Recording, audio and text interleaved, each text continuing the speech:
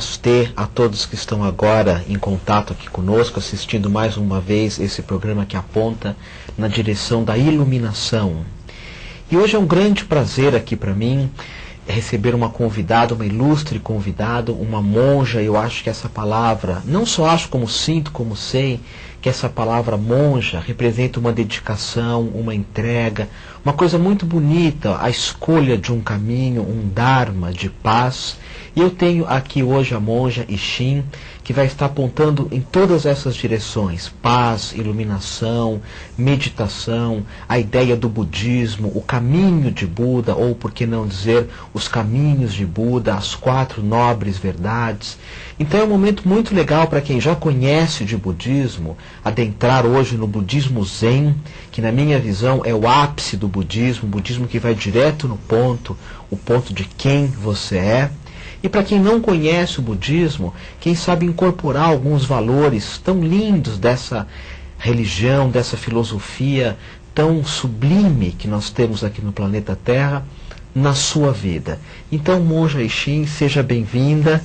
E a primeira pergunta que eu faço para ti é: quando Buda diz todos são Budas, todos são iluminados, ou melhor, todos são o caminho, o que representa isso para ti? O que tu poderia falar isso para mim, que quero aprender também, e para todos os nossos telespectadores? Para mim significa realmente que todos são Budas, tudo é Buda. Então vamos traduzir isso para a linguagem um pouco mais de nosso dia a dia. Tudo é divino, não há separação. Então, até mesmo dizer você tem Buda dentro de você está errado. Então, não existe um pedaço da gente que não é divino.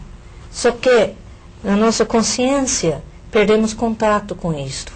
Entramos na ilusão, entramos no chamado dualidade, começamos fazendo julgamentos, o bem, o mal, eu gosto, eu não gosto, e com isto nós nos separamos de nossa natureza, que naturalmente é Buda, naturalmente é divino. Eu me lembro até que certa vez a monja Koen disse assim, que a meditação dentro do Zen, dessa escola aqui, você segue, eu também sou um grande admirador, na meditação é quando Buda aflora. Então, se nós perdemos esse contato de que eu sou um Buda, de que eu sou iluminado, de que todos são iluminados, a meditação seria exatamente para isso, para esse reconhecimento do Buda. Uma maneira que a gente, um exemplo que a gente usa para demonstrar um pouco isto, é, por exemplo, um copo com água que tem lama dentro.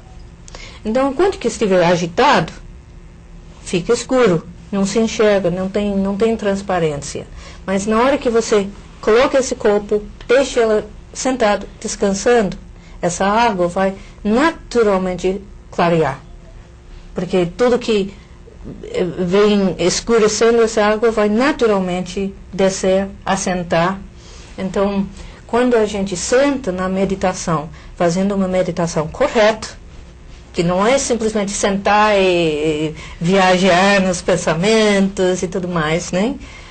Tem uma postura correta, tem uma maneira correta de fazer a meditação, mas quando a gente senta e faz uma meditação correta, naturalmente todas as agitações e todas as coisas que escurecem a nossa percepção vão se assentando, vão se acalmando, e aí abre-se um espaço para que a paz e tranquilidade naturalmente brotam. E você acha, por exemplo, que todas as pessoas, porque isso é algo que eu também tento passar, porque há um questionamento, se todos nós somos Budas, se essa paz aparece, então essas pessoas que muitas vezes se corrompem ou que cometem crimes, atrocidades, seriam porque não olharam para essa essência que elas são, que seria talvez como Jesus disse, Deus é amor, todos são amor, ou como Buda disse, todos são Budas. Seria a falta desse processo de olhar para si. Isto. Então, sim, a gente fala que todos são Buda, né? Mas para a gente manifestar essa natureza Buda, a gente precisa estar em contato com a sua própria essência. E realmente nós falamos que existem dois tipos de ignorância. Uma é a ignorância do não saber. Só que a outra ignorância é o falso conhecimento. Então, as pessoas que estão perdidos, corrompidos, perdidos na crime, nos problemas até menos graves, né? Mas estão perdidos na ilusão, como dizemos, estão presos na falsa ignorância. E muitas vezes, enquanto que não passam por um grande sofrimento, alguma coisa que chama para esse despertar espiritual, eles estão tão ocupados, tão correndo, vivendo para fora, que eles não sentam para... Espera aí, tem alguma coisa a mais. Certo. E esse seu nome, Ixim, eu queria que você falasse um pouquinho sobre ele e depois do intervalo que nós vamos ter aqui daqui a pouquinho, a gente podia abordar esse conceito das 4 nobres verdades, ou se eu não me engano tem até os 8 venenos da mente. Isso realmente eu não domino bem. Então, mas primeiro assim, o teu nome, como é que foi a tua busca? Você foi ordenada monja? O que representa a sua escola também, o Zen Budismo? O que seria um resumo para quem está nos vendo?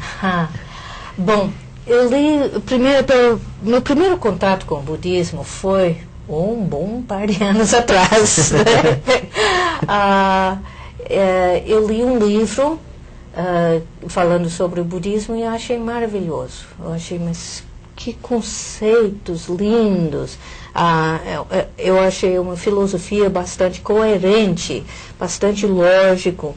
E as abordagens sobre como viver a vida, eu achei maravilhoso. Só que naquela época, aqui no Ocidente, praticamente não havia professores. Então ficou, vamos dizer, na base de leitura e só. Mesmo assim, eu tentava aplicar na minha vida, dentro das minhas possibilidades. Aí eu vim para o Brasil, porque eu sou de origem norte-americana. Vim para o Brasil a trabalho. Você trabalhava com o quê? Eu trabalhava com música. Certo. Eu tocava em uma orquestra, que foi muito gostoso. Então, mas eu sempre tinha esse lado de busca espiritual. E o brasileiro, além de ser um povo que tem um coração muito aberto, que acolhe todas as culturas, acolhe os povos de uma forma maravilhosa, também o brasileiro tem uma espiritualidade muito profundo e muito bonito. Então, eu fui visitando quase tudo que tem de espiritualidade aqui no Brasil. E foi fascinante e importante. Mas eu estava sempre aquela de que eu estava de visita, que não era o meu lar ainda. Aí chegou nas minhas mãos um folheto de um retiro zen budista, que foi justamente no espaço do Otávio Leal que esse folheto foi parar na minha mão. É aí que eu fui conhecer a monja Coen, e entrei na prática, comecei a minha prática zen budista. Deixa eu só até fazer um parênteses aqui, porque é muito difícil alguém que primeiro que a gente tem a ideia do buscador e do achador, né? O achador é mais curioso e o buscador, porque você fez um retiro um retiro de quantos dias, como é que... Porque raramente alguém aguenta um retiro de cara, se defrontar consigo mesmo. Eu fui fazer um retiro uma vez de 9 dias, foi meu primeiro. No terceiro dia eu já falei, não, é muito você olhar para si mesmo em silêncio. Como é que foi esse retiro? Eu queria que você... De quantos dias que... Bom, na verdade, esse primeiro, eu estava sem dinheiro, não pude ir nesse primeiro retiro. Mas eu fiz o contato, conheci a monja Coen, e comecei a praticar zazen. Aí, pouco tempo depois, sim, eu fiz o primeiro retiro. Que então, foi... só colocar, zazen seria, para quem não conhece, o sentar em silêncio. Sentar em silêncio, exato. Né? Tem uns que traduzem o zazen como a iluminação silenciosa. Iluminação, que é esse despertar do exato, Buda, né? Exato, né? Então, realmente, o meu primeiro retiro foi justamente o mais puxado que temos na nossa tradição, que é um retiro de 7 dias, que é o retiro da iluminação de Buda. Fisicamente, às vezes, é um desafio, mas para a alma, para mim, foi umas férias. Agora, a coisa é que, justamente lá para o terceiro dia, é que o convite de desistir é mais forte. Né? Mas se a pessoa aguenta segurar mais um pouquinho, lá para o dia seguinte, a coisa começa a se resolver. Né? A gente vê todo o retiro, mesmo o retiro curto, vai ter uma certa curva, né? Que vem, incomoda, pá! Tem o relaxamento. E nesse relaxamento é que clareou, iluminou, soltou, se libertou de uma série de coisas. Seria o shunyata, experimentar o silêncio, o vazio. Sim, né? Mas aí voltando, você aí seguiu, né, nesse... Aí na medida que eu continuava praticando, totalmente sem compromisso, né? Se dá na bola, se dá na tela, semana que vem eu volto. Se não, não volto. Só que sempre, toda semana eu queria voltar. Aí aos poucos começava, mas peraí, era sempre isso que eu buscava. Tinha vezes que eu chorava, choro como se fosse aquela de uma pessoa que viajou, sei lá, 10 anos e finalmente voltou para casa, estava abraçando os parentes, todo mundo chorando, né? Chorando de alegria, chorando das saudades que passou, né? E eu nessa choro, então que finalmente eu senti que eu estava em casa. E isso é muito importante, que é a vocação, né? Quando nós encontramos assim na nossa vida, assim, eu tenho a vocação para isso e a coragem que você teve de seguir, não é? Porque muitas vezes a vida mostra, uau, é por aqui, mas falta essa coragem de seguir.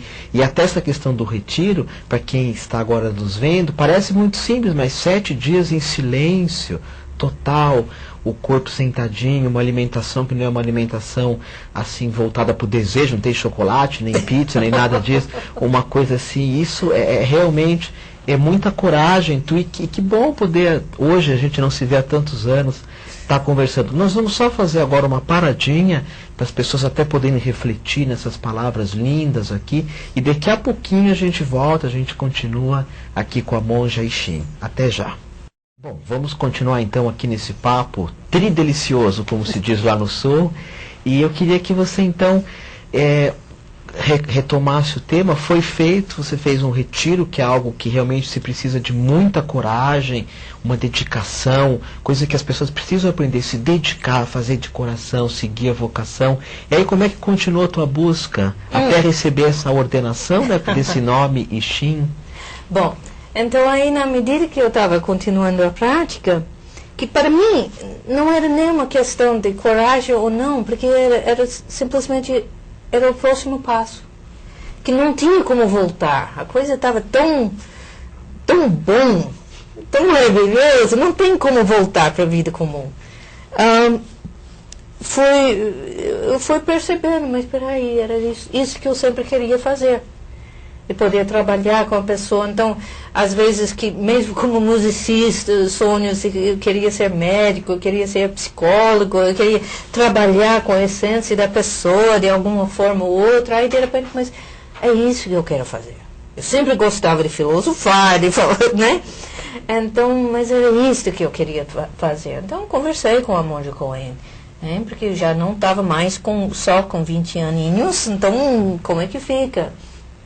Aí ela falou, não, mas isso não faz diferença.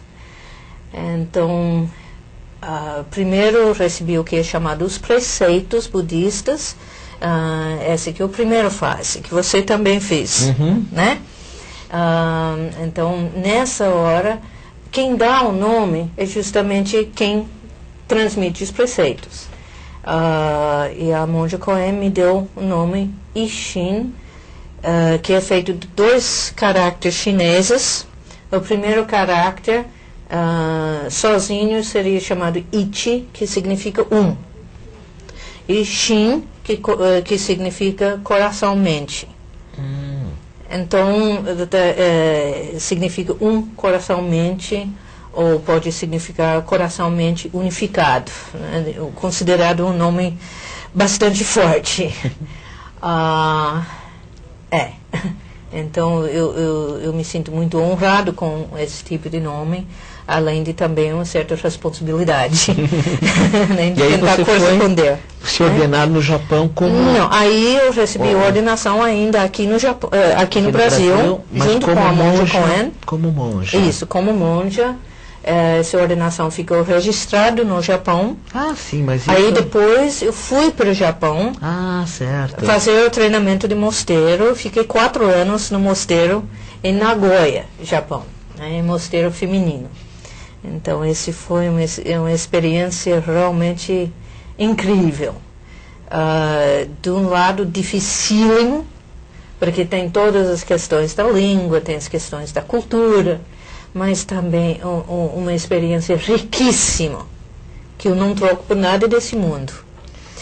Tem lados que, nas circunstâncias atuais, não sei se eu poderia mandar alunos hoje em dia, por causa das dificuldades que existem, mas que eu sou muito grata de ter ido e ter aguentado a partir das dificuldades, porque realmente foi maravilhoso. Tem até um ditado, só para... que diz assim, quando o discípulo está pronto, o mestre aparece. É um ditado mais do ocultismo. E antigamente tinha uma tradição de se apontar, de se dizer que existiam muito poucos discípulos, ou melhor, muito poucos mestres, muitos discípulos e poucos mestres. E hoje eu até digo que é o contrário, e por isso que eu saúdo você, porque hoje existe muito poucos discípulos que têm essa... Aí que eu digo coragem no sentido de, não, eu vou, porque para quem não conhece, e hoje o monastério é algo muito raro. Hoje as pessoas não buscam mais o monastério, mas aqueles que querem buscar a si mesmos, esse silêncio, essa tua busca de ir, é algo que realmente tu tá assim, muito de parabéns, e não querendo trabalhar o teu ego, porque isso a gente tem que estar sempre tirando, mas você é o verdadeiro discípulo, né? Aquele que vai, que faz, que busca, e ainda mais do Zen budismo, porque o Zen... Aliás, eu deixo para ti falar um pouquinho. O que é o Zen? O que é essa tua escolha de escolher esse caminho que é o caminho do Zen? O que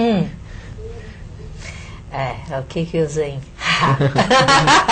Esse é quase que um poema, né? Porque falar do Zen é não falar. Exato.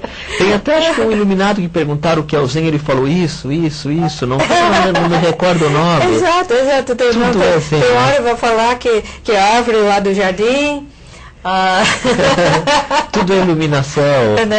Né? Fica mesmo o problema quando a gente fala de sentar em zazen, de fazer zazen, que é a prática principal, né? Que está sendo traduzido como a meditação, né? Só que qual é o problema com a palavra meditação? É um verbo transitivo que precisa de um objeto. Meditar em alguma coisa, meditar sobre alguma coisa, né? Eu sentar em Zen não é pensar sobre alguma coisa, não é meditar em alguma coisa. Então, esse estado Zen, aqui para o Ocidente, pode até dizer que é um estado alterado de consciência, que é mensurável. Então, os cientistas já estão começando a mapear, né? Dalai Lama tem feito muito esse trabalho, né? Sim. De tentar juntar o budismo com a ciência. Não, porque já está juntinho, né? Exato. Mas de começar a demonstrar de formas mais concretas, mais materiais, o que acontece, né? E que realmente é um certo estado alterado de consciência, mas no qual a pessoa vai entrando em contato natural com a sua própria essência. Essas perguntas, quem sou eu? Começa a brotar a resposta. E se começa a descobrir que é uma resposta que não tem palavras, mas que esse conhecimento, essa resposta que brotou, que se conhece fisicamente, se conhece corpo e alma, por inteiro. É por isso que também se chama de realização, é um certo ahá, né, que dá, né? Esse quem sou eu, o que é o sentido da minha vida, essas respostas vêm, mas são respostas que são além das palavras. Então, quem já experimentou, independente da religião, quem já experimentou sabe. Ele já conhece, se vê no troco de olhares, por exemplo, com um católico que pratica, tem uma espiritualidade profunda, né? Um fala para o outro, olha para o outro, sabe o que é? Sabe o que é. Tem até uma história que eu gosto muito de contar que diz assim, quando dois iluminados se encontram, o que um diz para o outro? Aí as pessoas, não sei, não dizem nada, eles dançam. Não é o que ser dito, né? Aí eu pergunto de novo, então quando dois iluminados se encontram, o que eles falam? E as pessoas respondem, eles dançam, porque já é um conceito. Eu falo, não, eles tomam um café. Exato. Porque sempre vai mudando, mas não há o que se dizer, né? Isso. Essa percepção é muito além da palavra, né? Mas a partir do momento que brotou, a ciência ainda não está podendo medir, ainda não está demonstrando, mas e toda pessoa que segue uma prática regular, uma prática correta, de preferência com um bom líder, com boa orientação espiritual, não importa o nome da religião, importa a qualidade da prática espiritual, está seguindo a prática, mais cedo, mais tarde, vai brotar naturalmente essa percepção, essa consciência. Não é uma coisa que se pode ir atrás tentando agarrar. Senão se fica nem com aquele palhaço do circo que está tentando pegar a bola.